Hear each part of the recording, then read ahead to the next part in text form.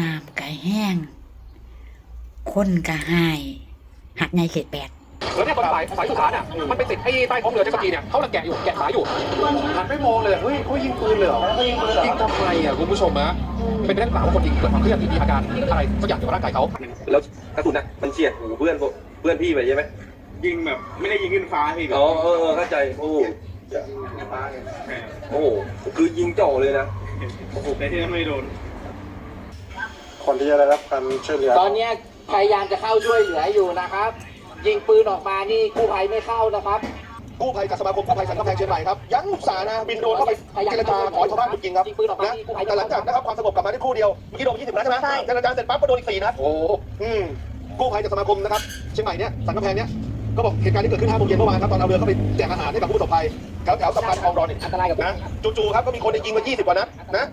ก็เลยยุติการช่วยเหลืออดเอาได้คนไทยคือกันค่ะ